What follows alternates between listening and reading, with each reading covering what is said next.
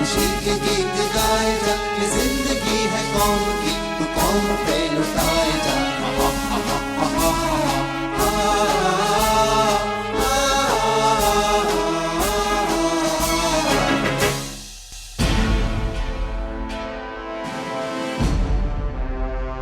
पिछली कड़ी में आपने सुना सुभाष चंद्र बोस ने कांग्रेस अध्यक्ष बनने के बाद अधिवेशन में ऐसे मुद्दे भी अपने भाषण में उठाए जो गांधी जी और गांधीवादियों को रास नहीं आए। आचार्य कृपलानी से भी सुभाष की इलाहाबाद से कांग्रेस का कामकाज चलाने को लेकर नोकझोंक हुई। आचार्य ने खफा होकर जवाहरलाल से उन्हें पार्टी के महासचिव पद से मुक्त करने का आग्रह किया। हिंदू मुस्लिम एकता के विषय को लेकर सुभाष चंद्र बोस ने मुस्लिम लीग के अध्यक्ष मोहम्मद अली जिन्ना से बातचीत की पहल की। अब आगे।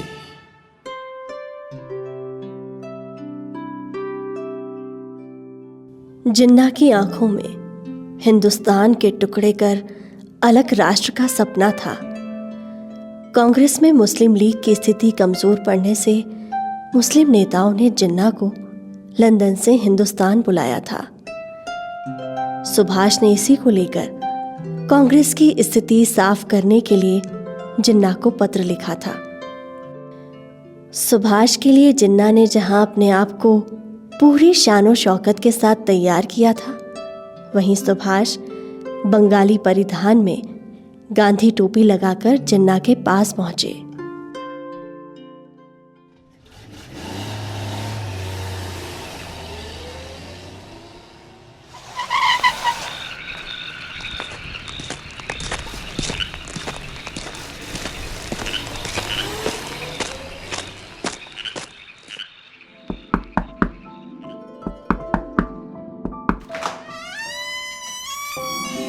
आइए आइए सुभाष जी, तशरीफ रखिए। क्या लेंगे, शैंपेन या ब्रांडी? बस आप तो अपनी पसंद बताइए, आपकी खिदमत में हाजिर होगी। सॉरी, मैं शराब नहीं पीता। अरे क्या सुभाष जी, गांधीवादी बनने के बाद आपने भी गांधी जी की तरह खान पान की आदत डाल ली है, या मेरे साथ? नहीं नहीं, ऐसा कुछ भी नहीं है।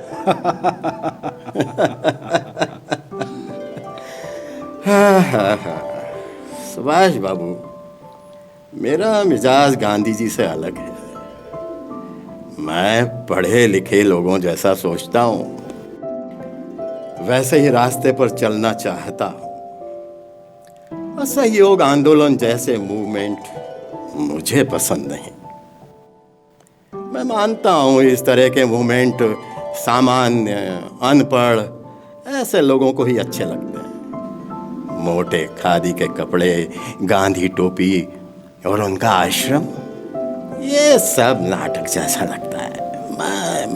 मैं तो पसंद नहीं करता है सब। अच्छा ये बताइए, आपके आने का मकसद क्या है?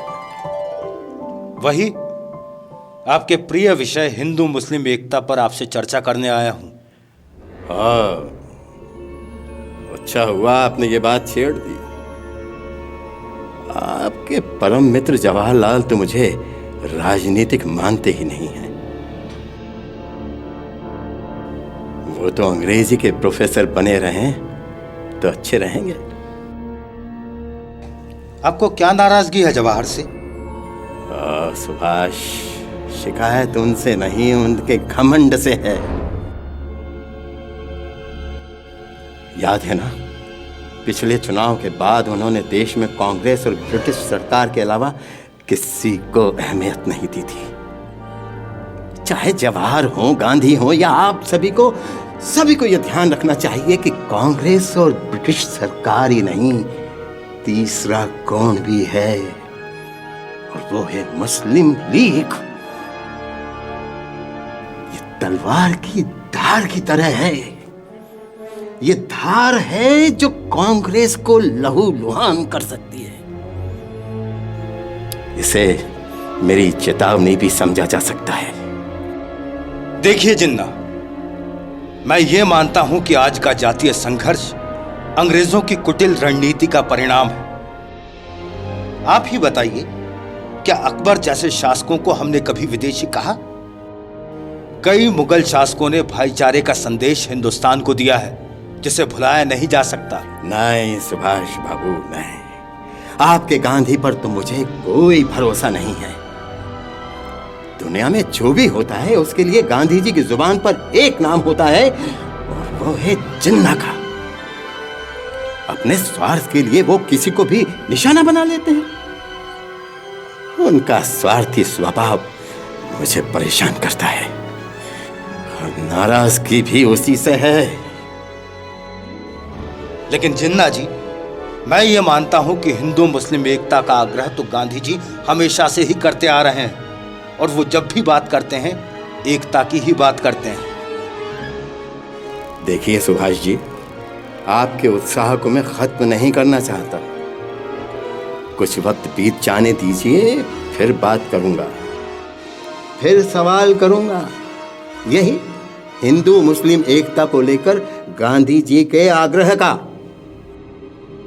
जिन्ना जी, जल्द ही हिंदू और इस्लाम के मुद्दे पर वार्ता का फैसला ले लेना चाहिए। मुस्लिम लीग पदाधिकारियों के सामने ये प्रस्ताव रखूंगा। यदि लीग के लोग तैयार होते हैं तो हिंदू मुस्लिम नेताओं को विचार रखने का मौका देंगे। मेरी ओर से मुस्लिम और आपकी ओर से हिंदू नेता बोलेंगे उसमें। जिन्ना साहब, ये क्या बोल रहे हैं आप? हिंदू नेता मेरे और मुस्लिम नेता आपके। कांग्रेस में कितने राष्ट्रवादी मुस्लिम नेता हैं? कांग्रेस को हिंदू नेताओं का कहना बिल्कुल गलत होगा, और कांग्रेस ही ऐसा संगठन है जो सभी धर्मों और जातियों का प्रतिनिधित्व करती रहती है। अरे आप कुछ भी कहते रहिए सुभाष जी, मैं तो कांग्रेस को हिंदुओं और सिर्फ हिंदुओं का संगठन मानता हूं। जब संविधान को लेकर बात होगी तो मुस्लिमों का पक्ष हम ही रखेंगे। आपको बोलने की जरूरत नहीं है। अच्छा, अब मैं चलता हूं, रात बहुत हो चुकी है। जी, खुशामदीद। Good night. जी, अल्लाह हाफिज। आते रहिएगा।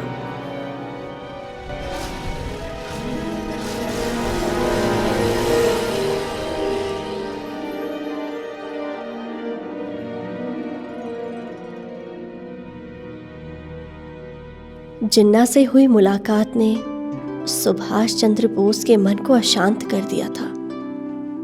वो जिन्ना के अलगाव के रवैये से भी खिन्न थे और चिंतित भी। उनके लिए देश की एकता, अखंडता से बढ़ा कुछ भी नहीं था। लेकिन उन्हें लग रहा था कि जिन्ना देश में जातिवाद के बीज को रोककर देश की एकता को चुनौती देने के मूड में है। ये कांग्रेस के लिए भी बहुत बड़ा चिंता का विषय था। बापू हमेशा हिंदू मुस्लिम एकता के पक्षधर रहते थे। उन्हें किसी भी कीमत पर जातीय टकराव मंजूर नहीं था। सुभाष ने जिन्ना से हुई बातचीत का ब्यौरा गांधी जी को कलकत्ता जाकर दिया।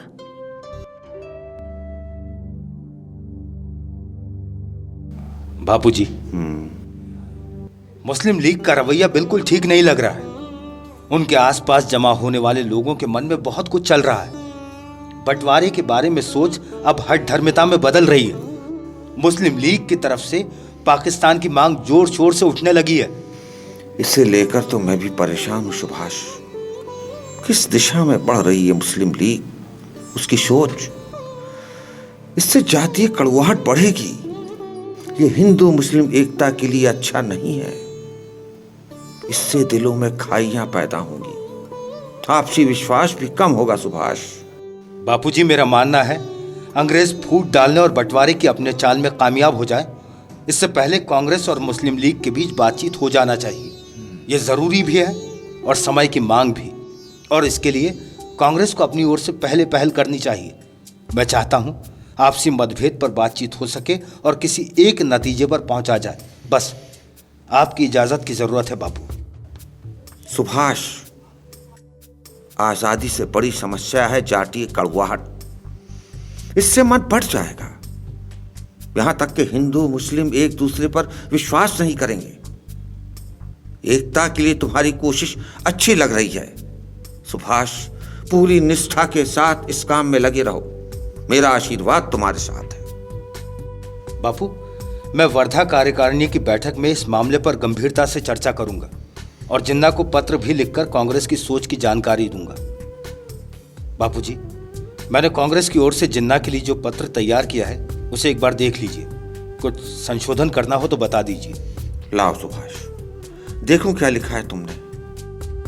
जिन्ना जी, कांग्रेस एकता के लिए कृत संकल्पित है। इस मुद्दे पर किसी तरह का कोई समझौता नहीं करेगी।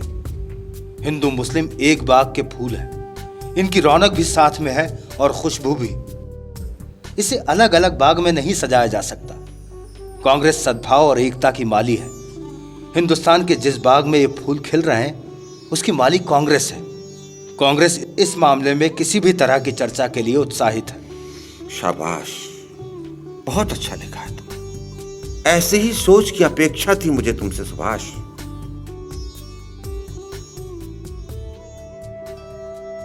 गांधी जी और सुभाष के बीच बढ़ती नजदीकियां कई नेताओं को रास नहीं आ रही थी। जिस तरह गांधी जी सभी मुद्दों पर सुभाष से बात करते थे, उनके साथ परिवारजन की तरह व्यवहार करते थे, वो गांधीवादियों की चिंता का विषय था। सुभाष का जिन्ना को भेजे पत्र का जवाब भी आ गया था। जिन्ना की चिट्ठी से सुभाष बेचैन हो उठे और गांधी जी से मिलने पहुंचे।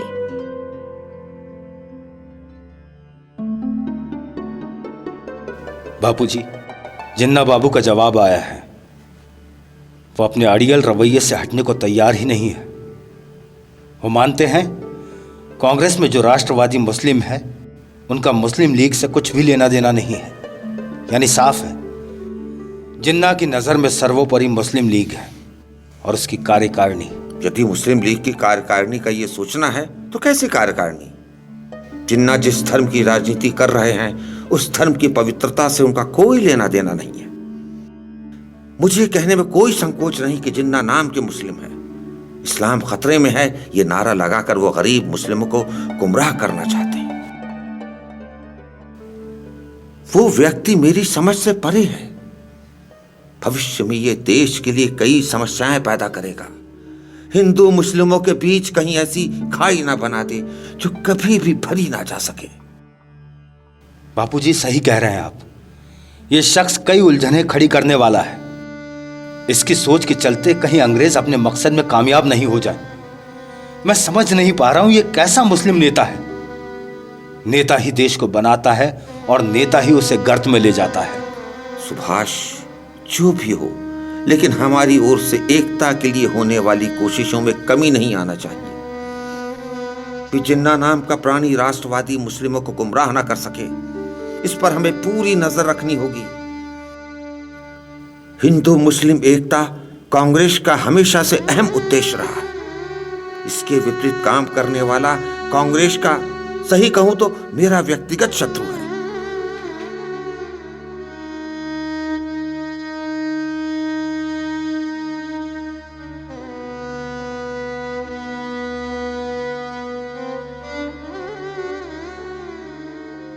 चौबीस सितंबर 1938 को दिल्ली में कांग्रेस कार्यकारिणी की बैठक थी। सुभाष को आसाम से कलकत्ता होकर दिल्ली जाना था, लेकिन वो घर से विमान द्वारा कलकत्ता से दिल्ली जाने वाले विमान को पकड़ने के लिए जब तक एयरपोर्ट पहुंचते, विमान दिल्ली के लिए रवाना हो गया, जो सुभाष को परेशान करने वाला था। वो खुद के लेट होने पर अपने आप से ही नाराज हो गए।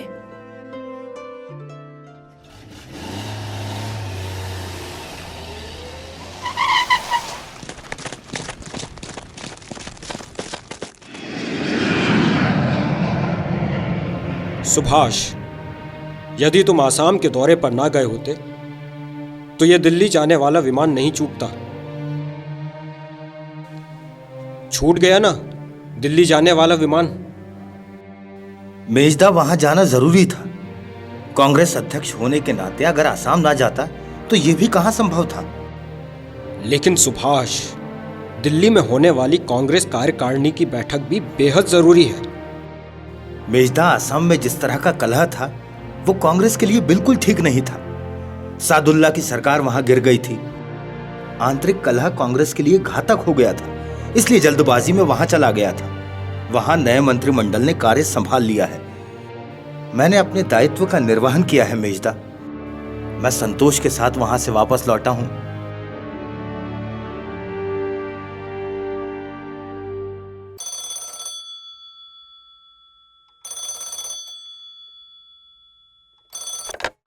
शरद बाबू, वो चार्टर प्लेन का इंतजाम हो गया है। अच्छा सुभाष, मुझे मित्र ने बताया है कि दिल्ली जाने का तुम्हारा इंतजाम हो गया है। एक कंपनी चार्टर प्लेन देने के लिए तैयार है, थोड़ी ही देर में उड़ान भर लेगा। मेजदा, आपने बहुत अच्छी खबर सुनाई है। मेरी तो सारी परेशानी खत्म हो गई। आप मुझे विदाई दें मेजदा, मैं बस दिल्ली के लिए निकल रहा हूं। प्रणाम मेजदा। खुश रहो और निकलो दिल्ली के लिए। प्रणाम।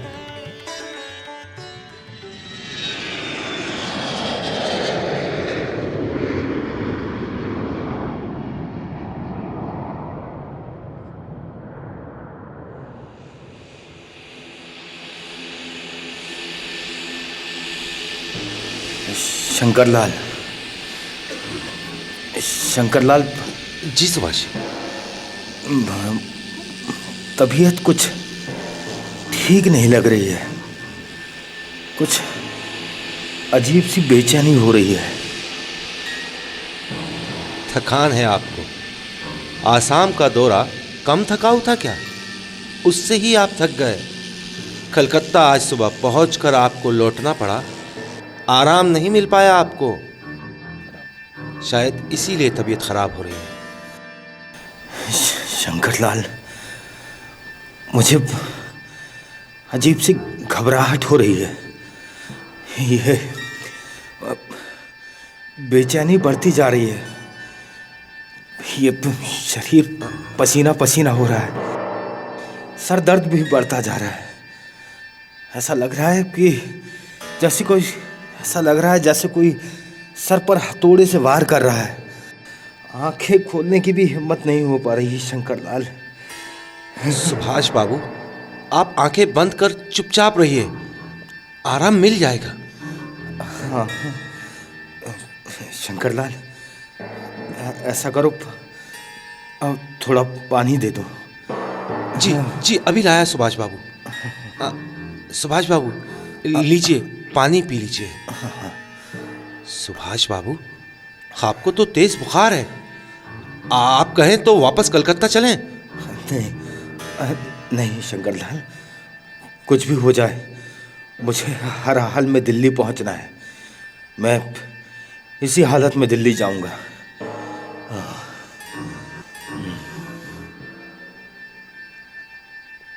लेकिन सुभाष बाबू। नहीं, हम दिल्ली चलेंगे शंकरलाल।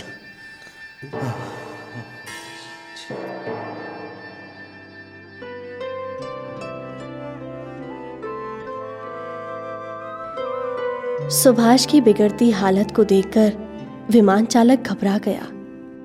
दिल्ली जाने की सुभाष की जिद की परवाह किए बिना उसने बिना कोई रिस्क उठाए विमान को कानपुर में ही उतारने का फैसला लिया। कानपुर में तत्काल सुभाष को भर्ती किया गया। वो 2 दिनों तक तेज ज्वर के चलते बेहोश रहे। तीसरे दिन जैसे ही वो होश में आए और बुखार कम हुआ, वो तत्काल दिल्ली रवाना हो गए।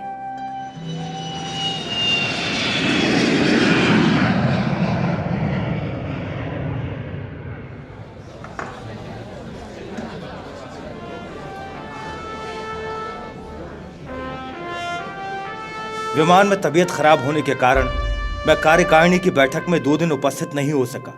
इसके लिए मैं आप सभी से क्षमा चाहता हूँ। चलिए, आ तो गए आप। अरे आप ही तो हमारे विमान चालक है सुभाष बाबू। हमारे कांग्रेस का विमान सही जगह पर पहुंच गया, बस नहीं तो भज लो राम। आज बैठक निराशा से घिरी रही। मुझे उत्साह की कमी दिखी। ऐसा लग रहा था मानो कांग्रेस नेता दो गुटों में बंट गए हों। अरे सुभाष बाबू, मैं तो 4 दिनों से कुछ बड़बड़ सुन रहा हूं। किस मुद्दे को लेकर? अरे एक खेमा है जिसे आपका काम करने का तरीका बिल्कुल पसंद नहीं आता। लेकिन कामत, आखिर पता तो चले कि उन्हें मुझसे शिकायत क्या है। बुरा ना लगे तो सच कहूं?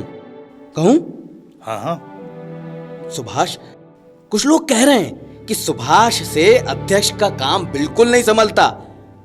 ये आपके सचिव महोदय कृपलानी को ही ले लीजिए, वो सबसे कहते फिरते हैं सुभाष को काम करना ही नहीं आता। इलाहाबाद के कार्यालय में पत्रों का ढेर लग रहा है, लेकिन अध्यक्ष महोदय को उन्हें आकर देखने की फुर्सत ही नहीं है। कामत, कृपलानी महोदय ये इलाहाबाद से कलकत्ता की दूरी को भूल क्यों जाते हैं? उन्हें समझना चाहिए कलकत्ता इलाहाबाद से 700 किलोमीटर दूर है। अब रोज तो नहीं आ सकता मैं इलाहाबाद। लेकिन क्या किया जा सकता है? क्या रास्ता है इस आलोचना से निजात पाने के लिए? इसका आसान रास्ता मैंने सुझाया था उन्हें। कांग्रेस कार्यालय का इलाहाबाद से कलकत्ता स्थानांतरण कर दिया जाए, लेकिन वो ये मानने को तैयार नहीं है। और ऐसा नहीं हो सकता तो कम से कम कुछ अधिकारी कलकत्ता में रख दिए जाए। मैं वहां अकेला पड़ गया हूं कामत। बात तो ठीक है सुभाष।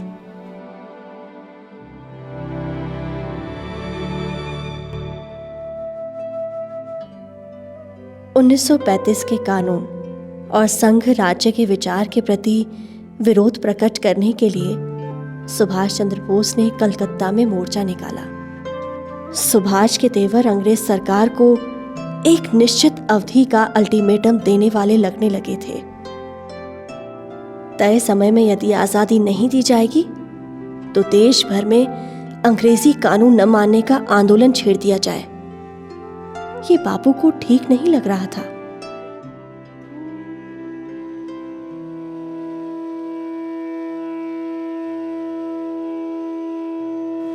सुभाष, अंग्रेजों के लिए जिस तरह की भाषा का तुम प्रयोग कर रहे हो, मेरा मानना है वो नर्म होनी चाहिए। उनके प्रस्थान को लेकर जो तुम अल्टीमेटम दे रहे हो उसमें उग्रता है। मैं सहज भाषा का पक्षधर रहता हूं। बापूजी, अंग्रेजों को खुली चुनौती देने के लिए आज से पहले इतनी अनुकूल स्थिति कभी नहीं थी। युद्ध की दिशा में जिस तरह विश्व बढ़ रहा है, उससे लगता है कि अंग्रेजों के प्रस्थान का समय निकट आता जा रहा है। लेकिन मैं इस मामले में कुछ विशेष कहना नहीं चाहता। यदि युद्ध की स्थिति बनी है तो इसका निर्णय ब्रिटिश सरकार को ही लेने दिया जाए। देश और कांग्रेस को अंग्रेजों की सोच पर निष्ठा रखनी चाहिए। बापूजी, ये समझौतावादी नीति ठीक नहीं है। कब तक इस रास्ते पर चलते रहेंगे? क्या हम बुद्धिमान नहीं हैं? क्या हमने अपनी सद्बुद्धि को अंग्रेजों के हाथों में गिरवी रख दिया है? मैं अपनी नीति से नहीं हटूंगा, चाहे दल में फूट पड़ जाए। दल की पवित्रता मेरे लिए सर्वोपरि है। उसे बनाए रखना मेरा धर्म है और अपने धर्म से कभी मुंह नहीं मोड़ूंगा। सुभाष, युद्ध के हालातों में कांग्रेस का दो गुटों में विभक्त होना ठीक नहीं है बापूजी।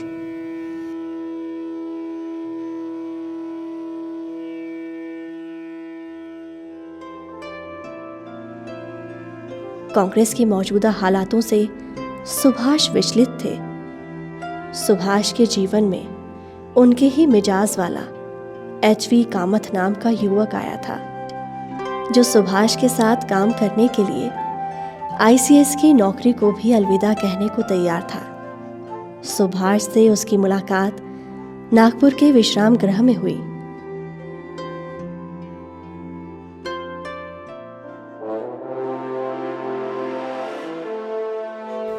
कामत, बहुत कम आयु है तुम्हारी। तुम ICS की नौकरी क्यों छोड़ना चाहते हो? बाबूजी, आपने ICS देश के लिए छोड़ा था, मैं आपके लिए छोड़ रहा हूं। आप जिस तरह देश की आजादी के सपने को अपनी आंखों में संजोए हुए हैं, उसी तरह मेरी आंखें भी आपके सपने को साकार होते देखना चाहती हैं। मैं आपकी देशभक्ति के महायज्ञ में अपनी भी एक आहुति डालना चाहता हूं। मुझे तुम्हारे समर्पण पर पूरा भरोसा है। मेरे प्रति तुम्हारा नजरिया मैं काफी दिनों से देख रहा हूं। हरिपुर कांग्रेस अधिवेशन के पहले से तुम मुझसे जुड़े हो और तुम जिस तरह से काम कर रहे हो वो मुझे बहुत सहारा दे रहा है, बल देता है। कामत, मैं तुम पर आंख बंद करके भरोसा कर सकता हूं।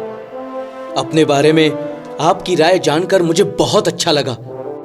मैं उद्योग मंत्रियों की बैठक को लेकर आपकी व्यस्तता समझ रहा हूं। तुम्हारी प्रशासकीय नौकरी के अनुभव से मुझे काम में बहुत सहारा मिलेगा कामत। ये तो मेरा सौभाग्य होगा। अच्छा, अब इजाजत दीजिए सुभाष बाबू। नमस्कार। नमस्कार।